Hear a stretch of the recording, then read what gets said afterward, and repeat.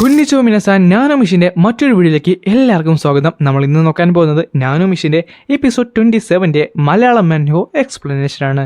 Guys ആദ്യം തന്നെ ഒരു ഷൗട്ട് ഉണ്ട്. നമ്മുടെ ഫ്രീ ഫയർ ഗെയിം ബ്രോ നമുക്ക് ഇന്നലെ 40 rupees സൂപ്പർ താങ്ക്സ് ചെയ്തിരുന്നു. So thank you bro, thank you for your wonderful super thanks. ഇനി എനിക്ക് പറയാനുള്ളത് എൻ്റെ വീഡിയോസ് കാണുന്ന SSLC +1 +2 പരീക്ഷകൾ എഴുതുന്ന കുട്ടികളോടാണ്. ആദ്യം തന്നെ ഒരു വണ്ടർഫുൾ ഉള്ള ഒരു ഓൾ ദ ബെസ്റ്റ് പറയുവാണ്. എല്ലാവരും മാക്സിമം നന്നായിട്ട് തന്നെ പരീക്ഷകൾ എഴുതാൻ നോക്കുക. ഗൈസ് ഈ എക്സാംസ് എന്ന് പറയുന്നത് നിങ്ങളുടെ ജീവിതത്തിലെ ചെറിയൊരു ഘട്ടം മാത്രമാണ്. ഈ എക്സാംസിന് വേണ്ടി നിങ്ങൾ മാക്സിമം പ്രിപ്പയർ ചെയ്യുക, നന്നായിട്ട് എഴുതാൻ ശ്രമിക്കുക. പക്ഷേ ഒരു എക്സാം നന്നായിട്ട് അറ്റൻഡ് ചെയ്യാൻ സാധിച്ചില്ലെങ്കിലോ നന്നായിട്ട് തന്നെ എഴുതാൻ സാധിച്ചില്ലെന്ന് പറഞ്ഞുകൊണ്ട് നിങ്ങൾ മണ്ടത്തരങ്ങളൊന്നും കാണിക്കാൻ നിൽക്കരുത്. നിങ്ങൾ ആദ്യം തന്നെ നിങ്ങളുടെ പാരൻസിന് എടുക്കില്ലോ, അല്ലെങ്കിൽ നിങ്ങളുടെ ഇഷ്ടപ്പെട്ട ടീച്ചേഴ്സോ നിങ്ങളുടെ ചേട്ടന്മാരോ ചേച്ചിമാരോ ആരെങ്കിലും കാണുമല്ലോ, അവരുടെ കാര്യം തുറന്ന് പറയാൻ നിൽക്കുക. അങ്ങനെ വേണം നിങ്ങൾ മുന്നിലേക്ക് പോകാനായിട്ട്. ഒരു എക്സാം തോറ്റെന്ന് പറഞ്ഞുകൊണ്ട് ഒരു A+ നഷ്ടപ്പെട്ടു എന്ന് പറഞ്ഞുകൊണ്ട് നിങ്ങൾക്ക് ഇവിടെ ഒന്നും തന്നെ നഷ്ടപ്പെടാൻ പോകുന്നില്ല. അത് എൻ്റെ വാക്കാണ്. സോ എക്സാംസിന് നന്നായിട്ട് സ്കോർ ചെയ്യാൻ സാധിച്ചില്ലെന്ന് പറഞ്ഞുകൊണ്ട് വിഷമിച്ചിരിക്കുന്ന കൂട്ടുകാരുണ്ടെങ്കിൽ അവരോട് ഈ കാര്യം പറഞ്ഞേക്കുക. നിങ്ങളൊരിക്കലും വിഷമിക്കേണ്ട കാര്യമില്ല. ഞാൻ പറഞ്ഞതുപോലെ തന്നെ നിങ്ങളുടെ വലിയൊരു ജീവിതത്തിന്റെ ചെറിയൊരു പാർട്ട് മാത്രമാണ് ഈ എക്സാംസ്. ഇനി വരാൻ പോകുന്ന എക്സാംസിന് വേണ്ടി നിങ്ങൾ പ്രിപ്പയർ ചെയ്യുക, നന്നായിട്ട് പഠിച്ച് എഴുതാൻ നിൽക്കുക. പക്ഷേ ഒരു എക്സാം പോയെന്നോർത്തോ ഒരു എക്സാം നന്നായിട്ട് അറ്റൻഡ് ചെയ്യാൻ പറ്റില്ലെന്നോർത്തോ നിങ്ങൾ ഒരിക്കലും മണ്ടത്തരങ്ങൾ കാണിക്കാൻ നിൽക്കരുത്. അത് എൻ്റെ ഒരു റിക്വസ്റ്റ് ആണ്. അത് നിങ്ങൾ അങ്ങനെ കണ്ടാൽ മതി. എന്തായാലും അധികമൊന്നും പറഞ്ഞ് ഞാൻ വേണ്ടി ബോറടിപ്പിക്കുന്നില്ല. നമുക്ക് നേരെ നല്ല വീഡിയോയിലേക്ക് എടുക്കാം. അതിനു മുമ്പ് നമ്മുടെ പേജ് ലൈക്ക് ചെയ്യാനും സബ്സ്ക്രൈബ് ചെയ്യാനും നിങ്ങളുടെ കൂട്ടുകാർക്ക് ഈ വീഡിയോ റെക്കമെൻഡ് ചെയ്യാനും മറക്കണ്ട. അങ്ങനെ ഈ ചാപ്റ്റർ തുടങ്ങാൻ നേരത്ത് നമ്മുടെ ഇയോൺ പറയുകയും ചെയ്യും, അപ്പോൾ ശരി എല്ലാവരും എന്തായാലും ദി 7 demons of ടെക്നിക്ക് എന്നൊന്ന് ചെയ്ത് കാണിച്ചേ. പക്ഷേ ഈ സമയത്ത് അവരെല്ലാവരും കംപ്ലീറ്റ്ലി എന്ത് പറയണമെന്ന് അറിയാൻ ഞാൻ സ്റ്റക്കായിട്ട് നിൽക്കുവാണ്. ഈ ടൈമിൽ ഗ്യൂ പറയുകയും ചെയ്യും, എല്ലാവരും കൂടെ ഒരേ സമയത്ത് ചെയ്യാൻ നേരത്ത് അതിൽ നമുക്ക് പെട്ടെന്ന് തെറ്റൊന്നും കണ്ടുപിടിക്കാൻ പറ്റത്തില്ല. കാര്യം എല്ലാവരും ഒരേപോലെ ചെയ്യുന്നുണ്ട്. പക്ഷേ എങ്കിലും സൂക്ഷിച്ചു നോക്കിയാൽ ഓരോരുത്തരും പല പല തെറ്റുകളും ഉണ്ടാക്കും. ഒരു കാര്യം ചെയ്യും, ഞാനും കൂടെ ശ്രദ്ധിക്കാം, എന്നിട്ട് എനിക്കറിയാവുന്നത് ഞാനും കൂടെ നോക്കി വെച്ചേക്കാം. എന്നാൽ ഈ ടൈമിൽ പിള്ളേരൊക്കെ ടോട്ടലി കൺഫ്യൂസ്ഡ് ആയിരുന്നു.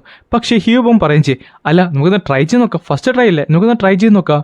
പെട്ടെന്നാണ് ഈവൻ പറയുന്നത്, ആദ്യം നിങ്ങൾ ഫസ്റ്റ് ഫോം ചെയ്യും, ഞാനോ ആക്ടിവേറ്റ് അജുമിനേറ്റഡ് റിയാലിറ്റി മോഡ്. അത് മാത്രമല്ല 7 demons ഓഡിന്റെ ട്യൂട്ടോറിയൽ മോഡ് എല്ലാ 11 മെമ്പേഴ്സിന്റെ മേത്തും വെച്ചോളൂ. അങ്ങനെ ഞാനോട്ടെ അത് ഇനിഷ്യേറ്റ് ചെയ്യുന്നുണ്ട്. 17 പേരെ ഞാനോ ശ്രദ്ധിക്കാനായിട്ട് തുടങ്ങി. ആദ്യം ഫസ്റ്റ് കോഡിഫൈങ് ഉള്ള ഫൈറ്റിംഗ് ഫോം യൂസ് ചെയ്യാൻ പറയുന്നിടത്ത് അവരോട്ടെ അത് യൂസ് ചെയ്യുന്നുണ്ട്. അവർ യൂസ് ചെയ്യുന്ന പോലെ തന്നെ അവരുടെ സ്റ്റെപ്പ് ഒക്കെ ചെയ്യുന്നുണ്ട്. എന്നാൽ പലർക്കും പല രീതിയിലാണ് ഓരോ സ്റ്റെപ്പ് ഒക്കെ വരുന്നത്. അല്ല അവർ ഗ്രൂപ്പ് ആയതുകൊണ്ട് തന്നെ ഒറ്റ നോട്ടത്തിൽ കുഴപ്പം കാണുന്നില്ലെങ്കിലും ഞാൻ നേരത്തെ പറഞ്ഞ അവരുടെ ഫുഡ് വർക്ക് ഒക്കെ കംപ്ലീറ്റ്ലി അൺസ്റ്റേബിൾ ആണ്. ഈ സമയത്ത് ഇയോണോട്ടെ ഇതെല്ലാം ശ്രദ്ധിക്കുന്നുണ്ടായിരുന്നു. അവൻ ഓരോരുത്തരുടെ എല്ലാ തരത്തിലുള്ള കുറ്റങ്ങളും കുറവുകളും അവന് മനസ്സിലാകുന്നുണ്ടായിരുന്നു. അപ്പോഴാണ് ഗീവ് പറയുന്നത്, ഒരു കാര്യം ചെയ്യാം, വിസ്പർ ടെക്നിക്ക് യൂസ് ചെയ്ത് ഞാൻ ആരുടെയൊക്കെയാണ് പ്രശ്നങ്ങളെന്ന് പറഞ്ഞു കൊടുക്കാം.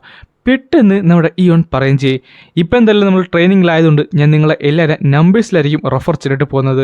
ആദ്യത്തെ റോയിൽ നിന്നുള്ള 31ാമത്തെ നമ്പർ, യെസ് മൈ ലോഡ്. നീ ഫസ്റ്റ് ഫോം യൂസ് ചെയ്യുന്നിടത്ത് നീ ഒത്തിരി സ്ട്രെങ്ത് കൊടുക്കുന്നുണ്ട്. അതുകൊണ്ടാണ് നിന്റെ സോ ടിപ്പ് നിന്റെ കയ്യിൽ നിന്ന് തെറ്റിപ്പോകുന്നത്. നീ അത്ര സ്ട്രെങ്ത് കൊടുക്കേണ്ട കാര്യമില്ല. ആദ്യം കിട്ടുന്ന ആ സ്ട്രെങ്തിൽ തന്നെ നീ ബാക്കിയുള്ളത് പോയാൽ മതി. പിന്നെ കെയർഫുൾ ആണെന്നുണ്ടെങ്കിൽ നിനക്ക് ബാക്കിയുള്ളത് വളരെ സിമ്പിളായിട്ട് കിട്ടും. Yes my lord. അടുത്തത് നമ്പർ 95. നിന്റെ ബാലൻസ് ശരിക്കും പോകുന്നുണ്ട്. അത് ആ കോഡിഫൈ ഫോമിന്റെ പ്രശ്നമല്ല, നീ നിന്റെ എനർജി കംപ്ലീറ്റ്ലി വേസ്റ്റ് ആക്കുന്നതുകൊണ്ടാണ്. നിന്റെ ലെഫ്റ്റ് ഫുഡിലേക്ക് നീ കംപ്ലീറ്റ്ലി സ്ട്രെയിൻ കൊടുത്തുകൊണ്ടാണ് റൈറ്റിലേക്ക് നീ അറ്റാക്ക് ചെയ്യാനായിട്ട് നോക്കുന്നത്. പക്ഷേ അതിന് പകരം നിന്റെ ബോഡി കംപ്ലീറ്റ്ലി ഫ്രീ ആയിട്ട് ഒരു റൊട്ടേഷൻ എന്ന രീതിയിൽ ചെയ്ത് നോക്കിയാൽ നിന്റെ ഫോം കൃത്യമായിട്ട് തന്നെ കിട്ടുന്നതായിരിക്കും. Yes my lord. അടുത്തത് നമ്പർ 23. അത് മറ്റാരുമില്ലായിരുന്നു, നമ്മുടെ ഹ്യോബങ് ആയിരുന്നു. യെസ് മൈ ലോഡ്, പറഞ്ഞോളൂ. നീ തേർഡ് ഫോം ചെയ്യുന്ന നേരത്ത് നിന്റെ ടിപ്പ് നിന്റെ കയ്യിൽ നിന്ന് പോകുന്നുണ്ട്. നീ അധികം സ്ട്രെങ്ത് നിന്റെ റൈറ്റ് ഹാൻഡിലേക്കും റൈറ്റ് ഫുഡിലേക്കും കൊടുക്കുന്നുണ്ട്. നേരത്തെ പറഞ്ഞ പോലെ തന്നെ നീ അതിന് പോലെ റൊട്ടേഷൻ മാത്രം, ഹിപ്പ് കൊണ്ടുള്ള റൊട്ടേഷൻ മാത്രം നോക്കിയാൽ മതി. Yes my lord, thank you. ഇത് ശരിക്കും ഉള്ളതാണോ? എല്ലാവരും ശ്രദ്ധിച്ചിരുന്നു. പക്ഷേ ഹ്യൂബങ്ങിനെ അദ്ദേഹം ശ്രദ്ധിച്ചോ? സത്യം പറഞ്ഞാൽ അവനെ കണ്ടപ്പോൾ എനിക്ക് വലിയ പ്രശ്നമൊന്നും തോന്നിയില്ല. അദ്ദേഹം എല്ലാവരും ശ്രദ്ധിക്കുന്നുണ്ടല്ലേ. അടുത്തത് നമ്പർ 508. നീ എന്തായാലും ഫസ്റ്റ് ഫോം യൂസ് ചെയ്ത് സെക്കൻഡ് ആയിരുന്നു. എന്നാൽ സെക്കൻഡ് ഫോമിലേക്ക് വന്നപ്പോൾ നിന്റെ മുട്ട് ഉണക്കിയപ്പോൾ നിനക്ക് ഒരു സ്റ്റെപ്പ് കൂടെ താഴത്തേക്ക് മാറാവുന്നതാണ്. ആ താഴത്തേക്ക് മാറുന്നതുകൊണ്ട് മാത്രം നിനക്ക് അടുത്ത ഫോം കുറച്ചുകൂടെ പെർഫെക്റ്റ് ആയിട്ട് യൂസ് ചെയ്യാൻ സാധിക്കും. മനസ്സിലായി മൈ ലോഡ്? ഇത് വെറും കണ്ണുകളും നല്ല കേൾവി ശക്തി ഉണ്ടായാൽ മാത്രം പോരാ, ഇത് ശരിക്കും മറ്റൊരു തലത്തിൽ തന്നെയാണ്. പിന്നെ കാണിക്കുന്നത് അവരെല്ലാവരും വീണ്ടും അവൻ പഠിപ്പിച്ചു കൊടുത്ത ആ ഒരു രീതിയിൽ എല്ലാം ചെയ്യുന്നതാണ്. അവനായിട്ട് ദൂരത്തു നിന്നുകൊണ്ട് എല്ലാം ശ്രദ്ധിക്കുന്നുണ്ട്. ചെറിയ ചെറിയ തെറ്റുകൾ അവർ വീണ്ടും വരുത്തുന്നുണ്ട്. പക്ഷേ കുഴപ്പമില്ല, അതവരുടെ പോസ്റ്ററിൻ്റെ പ്രശ്നമാണ്. അത് ഫോംസ് എല്ലാം പഠിച്ചതിന് ശേഷം പറഞ്ഞു കൊടുത്താലും മതി. എനിക്കിത് വിശ്വസിക്കാൻ സാധിക്കുന്നില്ല. ജസ്റ്റ് കുറച്ച് മുമ്പ് അവർ ചെയ്തത് പോലെയല്ല, അവർ കംപ്ലീറ്റ്ലി ഡിഫറെൻ്റ് ആയിട്ട് തന്നെയാണ് ഇപ്പോൾ ചെയ്യുന്നത്. അതെന്തായാലും കൊള്ളാം. ഞാൻ വിചാരിച്ചതുപോലെയല്ല, അവർ നേരത്തെ ചെയ്ത മിസ്റ്റേക്ക് ആരും തന്നെ റിപ്പീറ്റ് ചെയ്തിട്ടില്ല. ഇങ്ങനെയാണ് പോയെങ്കിൽ 7 ദിവസം കൊണ്ട് ഇവർക്ക് നന്നായിട്ട് തന്നെ ഇതെല്ലാം പഠിക്കാൻ പറ്റുന്നതാണ്. എന്നാൽ എക്സ്പെക്ട് ചെയ്ത സമയം പോലെ അല്ല, അത് കുറച്ചുകൂടെ ലോങ്ങറായി. അതായത് ദി 7 ഡിമൺ സോർഡ് ടെക്നിക് പഠിക്കാനായിട്ട് എല്ലാവർക്കും കുറച്ചധികം സമയമെടുത്തു. സെക്റ്റിൽ നിന്നുള്ള ഡയറക്റ്റ് സ്റ്റുഡൻസിന് അത് ഇത്രയും പെട്ടെന്ന് തന്നെ പഠിച്ചെടുക്കാനായിട്ട് പറ്റി. പക്ഷേ മാർഷൽ ആർട്സിനോട് ഡയറക്റ്റ് കണക്ഷനില്ലാത്ത പല ഫാമിലീസുള്ള സ്റ്റുഡൻസിനും അത് കുറച്ച് പാടായിരുന്നു. പിന്നെ 5 ദിവസം കടന്നതിന് ശേഷം ഒജോങ്ങും അവിടേക്ക് വന്നിരുന്നു. പിന്നെ ഒജോങ്ങിന് ഒരു പ്രത്യേക ടാലന്റ് ഉള്ളത് കാരണം തന്നെ അവന് 5 ദിവസം കൊണ്ട് തന്നെ അത് പഠിച്ചെടുക്കാനും സാധിച്ചു. അങ്ങനെ ഏകദേശം 10 ദിവസം കഴിഞ്ഞിട്ടുണ്ട്. ഈ ടൈമിലട്ടെ നമ്മുടെ ബേഗ്ജി പറയും ചെയ്യും, കോപ്പ് ഞാൻ തോറ്റ്. അത് കൊള്ളാം, നീ എന്തായാലും അക്സെപ്റ്റ് ചെയ്തല്ലോ, അത് തന്നെ മതി. ഗാലിയാണ് 9 ദിവസം എടുത്തു, പക്ഷേ നീ എങ്ങനെയാണ് 7 ദിവസം കൊണ്ട് ഇവരെല്ലാവരും പഠിപ്പിച്ചെടുത്തത്? ഓ അത് ഈസി ആയിരുന്നടാ, അവർ പഠിക്കുന്നവരെ ഞാൻ നല്ല വീക്ക് കൊടുത്ത്. കൊള്ളാം, നല്ല പരിപാടി. സത്യം പറഞ്ഞാൽ ഈ 10 ദിവസത്തിനിടയിൽ ഇത് മാസ്റ്റർ ചെയ്യുന്നത് മാത്രമല്ലായിരുന്നു പ്രശ്നം. ബേഗ് ജിങ് ഷാങ് അതേപോലെ തന്നെ ബാക്കിയുള്ളവർ അവരുടെ ഗ്രൂപ്പ് ഫിൽ ചെയ്യാനായിട്ട് നോക്കിയിരുന്നു. എന്നാൽ ആ കൂട്ടത്തിൽ തന്നെ ഗ്രൂപ്പ് ലീഡേഴ്സ് ആകാൻ പറ്റുന്ന കുറച്ചധികം പേരുണ്ടായിരുന്നു. അതിലൊരാളായിരുന്നു തേ ഗിയോം ചെ. പുള്ളിക്കാരൻ വെസ്റ്റ് ഗേറ്റ് സെക്റ്റിൽ നിന്ന ഒരാളായിരുന്നു. അതേപോലെ സാങ്വ, തൽക്കാലമുള്ള സാങ് എന്ന് വിളിക്കുക. അങ്ങനെ സാങ്ങും അവളുടെ ഒരു ഫ്രണ്ടിനെ അവിടേക്ക് കൊണ്ടുവന്നിരുന്നു. അവളുടെ പേര് സോജിയോങ് വൂ എന്നാണ്. അവളെ നമുക്ക് സോജ് എന്ന് വിളിക്കാം. ഈ അക്കാഡമിയിൽ സർവേ ചെയ്യുന്നത് ഏറ്റവും ഫിറ്റസ്റ്റ് ആയുള്ള ആൾക്കാരെയാണ്. ഞാൻ ചുരുക്കി പറഞ്ഞാൽ താങ്കളുടെ സ്ട്രെങ്ത് തന്നെ കാണിച്ചു കഴിഞ്ഞാൽ എൻ്റെ ലോയൽറ്റി ഞാൻ താങ്കൾക്ക് തരാനായിട്ട് തയ്യാറാണ്. എന്നാൽ അടുത്ത നിമിഷം തന്നെ ഇവന്റെ പവർ ഡെമോൺസ്ട്രേറ്റ് ചെയ്തുകൊണ്ട് അവളെ നിസ്സാരമായി തന്നെ അവൻ ഡിഫീറ്റ് ചെയ്തുകൊണ്ട് ഈവൻ ഡാൻസിങ് ബട്ടർഫ്ലൈ ടെക്നിക്കിന്റെ ഒരൊറ്റ ഫോം കൊണ്ടാണ് അവളെ കംപ്ലീറ്റ്ലി ഡിഫീറ്റ് ചെയ്തത് തന്നെ. അതുകൊണ്ട് തന്നെ 2 ഏർലി സ്റ്റേജുള്ള അസെൻഡന്റ് മാസ്റ്റർ ലെവലിലുള്ള 2 പേരെ കൂടെ ഈവന് ഫോളോവേഴ്സായി കിട്ടി.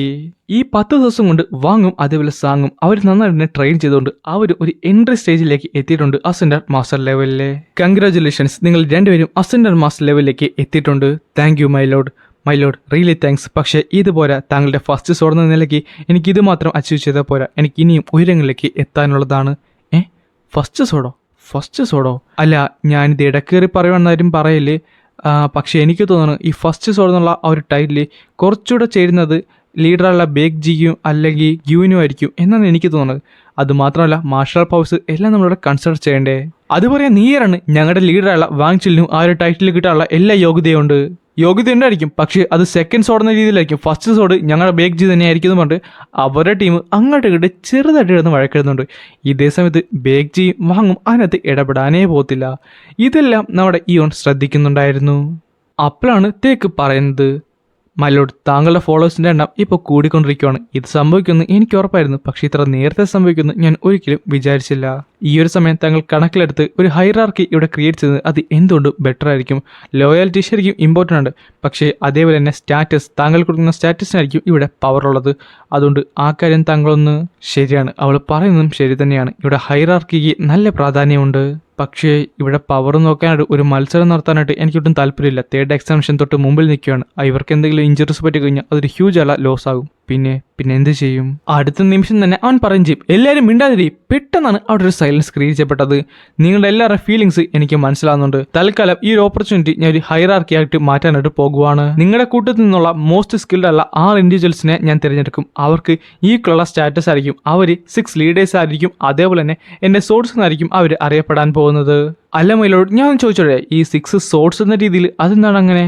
ഞാൻ ഇവിടുന്ന് ഗ്രാജുവേറ്റ് ചെയ്ത് കഴിഞ്ഞാൽ ഞാൻ നേരെ പോകുന്നത് 6 സെക്റ്റിന് എതിരായിരിക്കും. സോ അവരുമായിട്ട് പൊരുതാനായിട്ട് ഇവിടുന്ന് 6 സോഴ്സിന്റെ ആവശ്യമുണ്ട്. അവരായിരിക്കും മുൻനിരയിൽ നിൽക്കാനും പോകുന്നത്.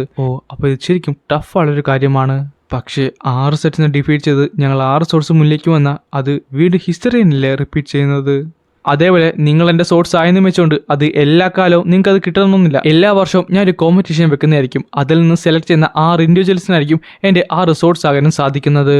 ഞാൻ ഏറ്റവും ടോപ്പിലെത്തിയാലും ഞാൻ കൾട്ടിന് തന്നെ ഏറ്റവും ടോപ്പിലെത്തിയാലും ഈ ഒരു കാര്യം ഒരിക്കലും ചേഞ്ച് ചെയ്യുന്നില്ല. ഇത് എപ്പോഴും നിലനിൽക്കുന്ന ഒരു കാര്യമായിരിക്കും. മൈലോഡ്, താങ്കൾ ഈ പറഞ്ഞിരുന്നത് ഒരു മൈനർ പ്രീസ്റ്റ്ഹുഡ് ആയതിനു ശേഷവും ഒരു ലീഡർ ആയതിനു ശേഷവും താങ്കൾ അത് നിലനിർത്തുമെന്നല്ലേ? അതെന്തായാലും ഇഷ്ടപ്പെട്ടു. അങ്ങനെയെന്നുണ്ടെങ്കിൽ ഈ 6 സെറ്റ്സിന്റെ ആ ഒരു അതോറിറ്റി ഉണ്ടല്ലോ അതിവിടെ ക്രഷ് ചെയ്ത് കളയാനായിട്ട് സാധിക്കും. പിന്നെ 3ാമത്തെ എക്സാമിനേഷൻ നമ്മുടെ തൊട്ട് മുമ്പിൽ നിൽക്കുന്നുണ്ട്. ഇത് ഞാൻ വലിയ ടൈറ്റ് ആക്കുന്നില്ല. അതുകൊണ്ട് തന്നെ നിങ്ങൾ എല്ലാവരും ബാക്കിലേക്ക് മാറാനാണ്. അസെൻഡന്റ് മാസ്റ്റർ ലെവലിലുള്ളവർ മാത്രം മുന്നിലേക്ക് വരൂ. അങ്ങനെ അവർ മുന്നിലേക്ക് പതുക്കെ നടക്കുകയും ചെയ്യും. ഇവിടെ ആർക്കെങ്കിലും ഇവരാറ് പേര് എൻ്റെ സോഴ്സ് ആയിട്ട് മത്സരിക്കുന്നതിന് എന്തെങ്കിലും തരത്തിലുള്ള വിരോധമുണ്ടോ? ഇല്ല മൈലോഡ്. അപ്പൊ പിന്നെ എൻ്റെ ഫസ്റ്റ് സോഡ് അല്ല, എനിക്കൊരു കാര്യം പറയാനുണ്ട്. ഞങ്ങൾ എന്തായാലും സെലക്ട് ചെയ്തിട്ടുണ്ട്. സോ ഞങ്ങളുടെ ഇടയിലെ ഹൈറാർക്കി അത് ഞങ്ങൾ തന്നെ ക്രിയേറ്റ് ചെയ്യുന്നില്ല കുറച്ചുകൂടെ ബെറ്റർ. മൈലോഡ്, ഞാനും ആ കാര്യത്തിൽ എഗ്രി ചെയ്യുന്നുണ്ട്. ഞങ്ങളുടെ റാങ്ക്സ് ഞങ്ങളുടെ സ്കിൽസ് അനുസരിച്ച് കൊടുക്കുന്നില്ലേ കുറച്ചുകൂടെ ബെറ്റർ. ശരിയാണ്, നിങ്ങൾ പറയുന്നതിൽ ഒരു പോയിന്റ് ഉണ്ട്. പിന്നെ ഞാൻ നേരത്തെ പറഞ്ഞതുപോലെ തന്നെ നമ്മുടെ 3rd എക്സാമിനേഷൻ മുമ്പിലുണ്ട്. അതുകൊണ്ട് നിങ്ങൾ ആരും ഇഞ്ചേർഡ് ആയാൽ എനിക്ക് താല്പര്യമില്ല. നിങ്ങൾക്ക് എങ്ങനെ പോയാലും ഇന്ത്യൻ പവേഴ്സ് ഹോൾഡ് ബാക്ക് ചെയ്യാനാണ് 3 സ്റ്റാർ മാത്രമേ നിങ്ങൾ യൂസ് ചെയ്യാനായിട്ട് പാടുള്ളൂ. പെട്ടെന്ന് നമ്മുടെ മുങ്ക്യു പറയുകയും ചെയ്യും, അല്ല ഞാൻ കംപ്ലീറ്റ്ലി റിക്കവർ ആയിട്ടില്ല, അതുകൊണ്ട് ഞാൻ എന്തായാലും മത്സരത്തിൽ നിന്ന് ഒഴിവാറുവാണ്. അപ്പോഴാണ് ബേക്ജി പറയുന്നത്, അയ്യോ ഞാൻ സത്യം പറഞ്ഞാൽ നീ ഒരു സ്പാർ ചെയ്യാൻ വേണ്ടി ആലോചിച്ചിരിക്കുമായിരുന്നു, കുഴപ്പമില്ല അടുത്ത വർഷം എന്തായാലും സ്പാർ ചെയ്യാമല്ലോ. അല്ല അതിനർത്ഥം ഗിയോ ആയിരിക്കും അപ്പോൾ 6th സോഡ്? അതെ. അപ്പം എങ്ങനെ തുടങ്ങാലെന്ന് പറഞ്ഞിട്ട് പെട്ടെന്നായിരുന്നു ഒരു ഷർട്ട് മുകളിലേക്ക് പറന്നു പോയത് കണ്ടത്. ആ സമയത്ത് സാങ്ങും സോജും കൂടെ തിരിഞ്ഞു നോക്കാടത്താണ് അവനട്ടെ അവിടെ കിടന്ന് ഫ്ലെക്സ് ചെയ്യുന്നത്. അത് മറ്റാരുമില്ല വാങ്ങായിരുന്നു. അപ്പം എങ്ങനാ തുടങ്ങാല്ലേ? ഈ ടൈമിൽ ഇത് കാണുന്ന ബേക്ക് ചോദിക്കുകയും ചെയ്യും, അല്ല ഈ ഫ്ലെക്സ് ചെയ്യേണ്ട കാര്യം വല്ലതും ഉണ്ടോ ഇവിടെ? ഈ എരുമത്തലേൻ ഒരു കാര്യം ചെയ്യാം, നിന്നെ തന്നെ ആദ്യം ഔട്ടാക്കാന്നും പറഞ്ഞിട്ട് പെട്ടെന്ന് സാങ്ങും അതേപോലെ സോജും കൂടെ അവനെ വാങ്ങിനെ അറ്റാക്ക് ചെയ്തിട്ട് ചെല്ലുകയും ചെയ്യും. അത് കൊള്ളാം, വാ എൻ്റെ അടുത്തേക്ക് വന്നുകൊണ്ട് അവർ തമ്മിലുള്ള ആ ഒരു ഫൈറ്റ് അവിടെ സ്റ്റാർട്ട് ചെയ്തിട്ടുണ്ട്. ഞാൻ തേക്കിയോ, ഞാൻ വെസ്റ്റ് ഗേറ്റ് സെറ്റിൽ നിന്നുള്ളത്. ഞാൻ നിന്റെ അത്ര സ്കിൽഡ് ആയിരിക്കത്തില്ല, പക്ഷേ ഈ ഒരു മാച്ച് എന്തായാലും ഞാൻ നന്നായിട്ട് തന്നെ കാണുന്നുണ്ട്. എൻ്റെ പേര് ബേക്ജി, ഞാൻ പ്യൂർ കിക്ക് സെറ്റിൽ നിന്നുള്ളത്. ഒരു കാര്യം ചെയ്യും, നിനക്ക് തന്നെ നിന്റെ ആദ്യത്തെ മുമ്പ് ചെയ്യുന്നതാണ്. ഹോ അങ്ങനെയാണോ? അതെന്തായാലും ഞാൻ റെസ്പെക്ട് ചെയ്യുന്നു, പക്ഷേ അത് റിഗ്രറ്റ് ചെയ്യുന്നതുകൊണ്ട് അവൾ നേരെ ബേക്ജിനെ അറ്റാക്ക് ചെയ്യാനായിട്ട് പോവുകയും ചെയ്യും. സാങ്ങും ജോയും കൂടെ നമ്മുടെ വാങ്ങിന് നേരെ അത്യാവശ്യം പവർഫുൾ ആയ പല പല അറ്റാക്സും ചെയ്ത് അവനെ ബാക്കിലേക്ക് പുഷ് ചെയ്യുന്നുണ്ട്. പക്ഷെ പെട്ടെന്നായിരുന്നു അവരൊട്ടും തന്നെ കോർഡിനേഷൻ ഇല്ലാത്തതുകൊണ്ട് അവർ പരസ്പരം കൂട്ടിമുട്ടുന്നത്. ഓപ്പണിങ് അടുത്ത സെക്കൻഡ് തന്നെ അവനോട്ടെ അവർ രണ്ടുപേരെ പഞ്ച് ചെയ്ത് ബാക്കിലേക്ക് ഇടുകയും ചെയ്യും. കോപ്പ്, സോച്ച് നീ എന്ത് ചെയ്യുകയാണ്? ഒന്ന് ആലോചിച്ച് നിൽക്കാമല്ലേ? കോപ്പ്, നീ എവിടെ നോക്കി നിൽക്കുകയാണ്? അത് ഞാൻ പറയാൻ പറ്റുന്ന ലൈനല്ലേ? ആണാ എങ്കിലൊരു കാര്യം ചെയ്യും, നിന്നെ തന്നെ ഞാൻ ഡിഫീറ്റ് ചെയ്യുന്നുണ്ട്. അവർ തമ്മിൽ ആ ഒരു ഫൈറ്റ് സ്റ്റാർട്ട് ചെയ്യുന്നുണ്ട്. ഇതെല്ലാം കണ്ടുകൊണ്ട് വാങ്ങും അവിടെ നിൽപ്പുണ്ട്. അടുത്ത സെക്കൻഡാണ് സോജ് പെട്ടെന്ന് ഒരു കൗണ്ടർ ചെയ്ത് അവളെ താഴത്തേക്ക് ഇടാനായിട്ട് പോയത്. ഏകദേശം 30 മിനിറ്റ് ആയിട്ടുണ്ട്. ഇപ്പം എന്തായാലും പലരും കഥച്ച് തുടങ്ങുന്നതായിരിക്കും. നിന്റെ പണി തീർന്നിരിക്കുന്നു, ഇത് ഞാൻ എടുക്കുമെന്ന് പറഞ്ഞിട്ട് അവളാട്ട ഒരു കിടിലം പഞ്ച് ചെയ്യാൻ പോയപ്പോഴാണ് പെട്ടെന്ന് സാങ് അവിടെ നിന്നുകൊണ്ട് ഒരു കൗണ്ടർ അറ്റാക്കാനായിട്ട് ചെയ്യുന്നത്. കോപ്പ് പെട്ട് അടുത്ത സെക്കൻഡ് തന്നെ അവളുടെ ഷോൾഡറൊക്കെ ഒരു 1 നേരം പഞ്ചങ്ങോട്ട് ചെയ്യും. അവൾ താഴത്തെ ഒന്ന് വീഴുകയും ചെയ്യും. ഓ എൻ്റെ ഷോൾഡർ ഊരിപ്പോയെന്ന് തോന്നുന്നു. കോപ്പ്, ഞാൻ ഇത്ര മോശമായിട്ട് തോക്കുന്നു ഒരിക്കലും വിചാരിച്ചില്ല. ഒന്ന് മിണ്ടാതിരി 5th സോഡ. പെട്ടെന്നാണ് വാങ്ങ് ബേക്ജിയും തേക്കിനോടുള്ള ആ ഒരു ഫൈറ്റിൻ്റെ ഇടയിലേക്ക് ചാടി വീണത്. എന്നിട്ട് പറയും ചെയ്യും, ഞാനും ഉണ്ട് കേട്ടോ, നിനക്ക് എന്നോട് കണ്ണ് കണ്ടൂടെ? ഞങ്ങളുടെ ഫൈറ്റ് ചെയ്യുന്ന കാണാമെന്നുണ്ട്. ബേക്ക് പെട്ടെന്ന് അവനെ അറ്റാക്ക് ചെയ്യുന്നുണ്ട്. നീ ഇത്ര വിഷമിക്കേണ്ട കാര്യമൊന്നുമില്ല, ഇതൊരു ആക്ഷൻ അല്ലേ, നമുക്ക് ഒരുമിച്ച് ഫൈറ്റ് ചെയ്യുന്നുണ്ട്. അവരോടുള്ള ഫൈറ്റ് അങ്ങോട്ട് സ്റ്റാർട്ട് ചെയ്തിട്ടുണ്ട്. പക്ഷേ അവന്മാരുടെ ഫൈറ്റ് കാണാനും അത്യാവശ്യം ഓൾത്തരം തന്നെയാണ്. 2 റൈവൽസിനെ പോലെയാണ് അവന്മാരെ കാണാനും. നിന്റെ പഞ്ചിന് വലിയ കട്ടിയൊന്നുമില്ലല്ലോ. ഇതെനിക്ക് വളരെ നിസ്സാരമായിട്ട് തന്നെ ഹാൻഡിൽ ചെയ്യുന്നേ ഉള്ളൂ. നിന്റെ കിക്കിൻ്റെ കാര്യം അതുതന്നെയാണ് കേട്ടോ. അത് കൊള്ളാം, നിങ്ങൾ രണ്ടുപേരും എന്നെ പറ്റി മാറുന്നെന്ന് പറഞ്ഞിട്ട് പെട്ടെന്നാണ് അവൾ മുകളിലേക്ക് ചാടി അവരുടെ നേരെ ഒരു കിക്ക് ചെയ്യാനായിട്ട് വന്നത്. എന്നിട്ട് അവൾ പറയുകയും ചെയ്യും, എന്തായാലും നിങ്ങൾ വഴക്കിട്ടോ, ഫസ്റ്റ് പൊസിഷൻ എൻ്റെ എന്ന് പറഞ്ഞിട്ട് അവളൊരു കിക്ക് ചെയ്യുന്നുണ്ടെങ്കിലും അവർ രണ്ടുപേരും 2 സൈഡിലേക്ക് ഡോഡ് ചെയ്ത് മാറി. പക്ഷേ പെട്ടെന്നാണ് സാങ് അവളുടെ പുറകിൽ വന്നിട്ട് പറഞ്ഞത്, അല്ല ആരൊക്കെ ഇവിടെ ഫസ്റ്റ് പൊസിഷൻ വേണമെന്നൊക്കെ പറയുന്നുണ്ടല്ലോ. അടുത്ത സെക്കൻഡിൽ തന്നെ അവൾ അറ്റാക്ക് ചെയ്യുന്നുണ്ടെങ്കിലും തേക്കാട്ടെ ബാക്കിലേക്ക് ഡോഡ് ചെയ്ത്. അതുകൊള്ളാം, അതെങ്ങനെ കിട്ടിയിരുന്നെങ്കിൽ എൻ്റെ പണി പാളിയെന്ന. പക്ഷെ ഒട്ടും പ്രതീക്ഷിക്കാതെ ബേക്ജിയുടെ കിക്കും വാങ്ങിൻ്റെ ഒരു പഞ്ചും കിട്ടി അവൾ നേരെ താഴത്തേക്ക് വീഴുന്നുകൊണ്ട്. വല്ല കാര്യം ഉണ്ടായിരുന്ന സ്വയം കുഴിച്ച കുഴിയല്ലേ. അപ്പോൾ നമുക്ക് നമ്മുടെ 4th സോഡിനെ കിട്ടിയിട്ടുള്ളൂ. ഇനിയപ്പോൾ എന്തായാലും നമ്മൾ 3 പേരും മാത്രമേ ഉള്ളൂ. നമുക്ക് എത്രയും പെട്ടെന്ന് തീർത്താലാ. വാ നീയൊക്കെ എൻ്റെ അടുത്തേക്ക് വാന്ന് പറഞ്ഞുകൊണ്ട് വാങ്ങട്ടെ ഉച്ചത്തി അലറുകയും ചെയ്യും. അങ്ങനെ സമയം വീണ്ടും കുറേയധികം കടന്നുപോയി. കോപ്പ്, ഇവന്മാർ ഇത്രയും വലിയ മോൺസ്റ്റേഴ്സ് ആയിരിക്കുമെന്ന് ഞാൻ ഒട്ടും വിചാരിച്ചില്ല. ഞാൻ എന്തായാലും ഗിവ് അപ്പ് ചെയ്തു. എനിക്ക് ഉറപ്പായിരുന്നു എൻ്റെ സ്റ്റാമിന് ഇവന്മാരുടെ മുമ്പ് തീരുമെന്ന്. പക്ഷേ ഇവന്മാർ ഇത്രയധികം നേരം ഈ ടൈമിൽ വാങ്ങും അതേപോലെ തന്നെ ബേക്കുള്ള ഫൈറ്റ് നന്നായിട്ട് തന്നെ പോകുന്നുണ്ട്.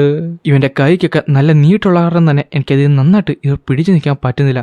പക്ഷേ ഇവൻ ഫിസ്റ്റ് സെറ്റിൽ നിന്നുള്ള കാര്യം തന്നെ ഇവനൊട്ടും കിക്കിനെ എക്സ്പെക്ട് ചെയ്തില്ലെന്നുകൊണ്ട് പെട്ടെന്നാണ് ബേക്ക് പുള്ളിക്കാരൻ്റെ ഇലൂഷൻ ടെക്നിക്ക് യൂസ് ചെയ്ത് താഴത്തേക്ക് വന്നത്. അല്ല പെട്ടല്ലോ, അടുത്ത സെക്കൻഡ് തന്നെ ഒരു 1 നേരം കിക്ക് വാങ്ങിനെ മേത്ത് ചെയ്ത് അവനായിട്ട് തെറിച്ച് മുകളിലേക്ക് പോവുകയും ചെയ്യും. പെട്ടെന്ന് ബേക്ക് മുകളിലേക്ക് ചെറിയിട്ട് ഒത്തിരിയധികം നല്ല 1 നേരം കിക്ക് അവൻ്റെ മേത്ത് കൊടുക്കുകയും അവനായിട്ട് തെറിച്ച് താഴ്ത്ത് വീഴുന്നുണ്ട്. കണ്ടിട്ട് ഞാനിവിടെ തോറ്റെന്ന് തോന്നുന്നു. ബേക്ക് ചേച്ചി എന്ന് പറഞ്ഞിട്ട് അവൻ്റെ ടീമിലുള്ള എല്ലാവരും പെട്ടെന്ന് അവൻ്റെ അടുത്തേക്ക് ഓടി വരികയും ചെയ്യും. അങ്ങനെ ഫസ്റ്റ് സോഡായിട്ട് ബേക്ജി, സെക്കൻഡ് സോഡായിട്ട് വാങ് ച്യോൽകോ, തേർഡ് സോഡായിട്ട് സാങ് വാഹോ, 4th സോഡായിട്ട് തേക്ക് ഗിയോം ചെയ്, 5th സോഡായിട്ട് സോജിയങ് ആൻഡ് 6th സോഡായിട്ട് ഗ്യൂമിനെ തിരഞ്ഞെടുക്കപ്പെട്ടു. 6 സെറ്റ്സിനെ പൊളിക്കാനുള്ള ഫസ്റ്റ് സ്റ്റേജുള്ള ഹൈറാർക്കി എനിക്കിവിടെ ചെയ്യാനായിട്ട് സാധിച്ചു. പതുക്കെ ഇത് പവർഫുള്ളായി വരുന്നുണ്ട്. പക്ഷേ ഞാൻ ഇനിയും പവർഫുള്ളായി മാറണം. ഇവിടെ ഒരാൾക്ക് പോലും എൻ്റെ എതിരെ വരാൻ പാടില്ല, അത്രത്തോളം പവർഫുൾ. അങ്ങനെ പിന്നെ കാണിക്കുന്നത് നമ്മുടെ എക്സാമിനേഷൻ ഡേ ആണ്. ഏകദേശം രാവിലെ 8 മണി. നമ്മുടെ അക്കാഡമി ഡെപ്യൂട്ടിയുടെ ആ ഒരു ഓഫീസാണ് കാണാൻ സാധിക്കുന്നത്. അല്ല, സത്യം പറഞ്ഞാൽ ഇത് ശരിക്കും അപ്രൂവ് ചെയ്ത കാര്യമാണോ സാർ? 2 ദിവസം മുമ്പായിരുന്നു ഈ ഒരു മീറ്റിംഗ് കൂടിയിട്ടുണ്ടായിരുന്നത്. എല്ലാ ലീഡേഴ്സും അതിൻ്റെ അകത്തുണ്ടായിരുന്നു. അതേപോലെ തന്നെ പെട്രിയച്ച് ഇന്നലാണ് എൻ്റെ ഫൈനൽ അപ്രൂവൽ നൽകിയതും. എക്സാമിനേഷൻ്റെ ഭാഗത്ത് നിന്ന് ഒരു തരത്തിലെ ലീക്സ് ഉണ്ടാകാതിരിക്കാൻ വേണ്ടി എക്സാമിനേഷൻ നടത്തുന്നത് എല്ലാ സ്റ്റുഡൻസിനെ തിരഞ്ഞെടുത്തതിന് ശേഷമാണ്. അത് നടത്തുന്നത് എക്സാമിനേഷൻ ഡെപ്യൂട്ടിയും പിന്നെ ബാക്കിയുള്ള പ്രൊഫസേഴ്സും കൂടി ഇരുന്നുകൊണ്ടാണ്. അതിനുശേഷം അത് മുകളിലേക്ക് അയക്കും. ആദ്യം തന്നെ കളുടെ എല്ലാ ലീഡേഴ്സും അത് അപ്രൂവ് ചെയ്യും. എന്നിട്ടാണ് അത് പെട്രിയസിൻ്റെ അടുത്തേക്ക് പോകുന്നത്. എന്നിട്ടാണ് പെട്രിയച്ചും അത് അപ്രൂവ് ചെയ്യുന്നത്. പക്ഷേ ഹിസ്റ്ററിയിൽ തന്നെ ആദ്യമായിട്ടാണ് ഒരു എക്സാമിനേഷൻ്റെ ചേഞ്ച് റിക്വസ്റ്റ് ചെയ്യപ്പെടുന്നത്. ഇതിൻ്റെ റീസൺ എന്താണെന്ന് എനിക്ക് അറിഞ്ഞൂടാ. പക്ഷേ ഇത് കംപ്ലീറ്റ്ലി കുറച്ചുകൂടെ കോംപ്ലിക്കേറ്റഡ് ആണ്. ഈ എക്സാമിനേഷൻ ഇത്രയധികം കോംപ്ലിക്കേറ്റഡ് ആവേണ്ട കാര്യമൊക്കെ ഉണ്ടോ? അതുമാത്രമല്ല, ഞങ്ങളുടെ പെട്രിയച്ച് ബാക്കിയുള്ള 6 സെറ്റ്സിനെ താഴത്തേക്ക് സർപ്രസ് ചെയ്യാനായിട്ട് നോക്കുന്നത്. പക്ഷേ എന്നിട്ടും അത് എന്തിനാണ് ഇത് അപ്രൂവ് ചെയ്തത്? ഇവിടെ എന്തൊരു പ്രശ്നമുണ്ട്. നമ്മുടെ സാർ മായ്ക്ക് നന്നായിട്ട് തന്നെ മനസ്സിലായി ബേക്കിന് ഇതിനോട് വലിയ താല്പര്യമില്ലെന്ന്. അടുത്ത സെക്കൻഡ് തന്നെ പുള്ളിക്കന്നെ പോക്കറ്റിലുണ്ടെന്ന ഒരു പേപ്പർ എടുത്ത് അവൻ്റെ കയ്യിലേക്ക് കൊടുക്കുകയും ചെയ്യും. അവനാട്ടെ അത് വായിക്കുന്ന അടുത്ത സെക്കൻഡ് ഞെട്ടിത്തെറിച്ചു പോയി. പിന്നെ കാണുന്നത് ആ പേപ്പർ അവൻ കത്തിച്ച് കളയുന്നതാണ്. ഓക്കെ, ഞാൻ എന്തായാലും ഇത് ഓർഡർ ചെയ്ത പോലെ തന്നെ ചെയ്യാം. 6 സെറ്റ്സും എന്തായാലും നന്നായിട്ട് കഷ്ടപ്പെടുന്നുണ്ട് ഈ ഒരു എക്സാമിനേഷന് വേണ്ടി ഇങ്ങനൊരു സ്കീം ക്രിയേറ്റ് ചെയ്യാനായിട്ട്. പക്ഷേ ഒരു കാര്യം പറഞ്ഞേക്കാം, ഇതിൻ്റെ അവസാനം നിങ്ങളുടെ തന്നെ ഡൗൺഫോൾ ആയിരിക്കും നിങ്ങൾ കാണാൻ പോകുന്നത്. അതും പറഞ്ഞുകൊണ്ടാണ് ഈ ഒരു ചാപ്റ്റർ ഇവിടെ അവസാനിക്കുന്നത്.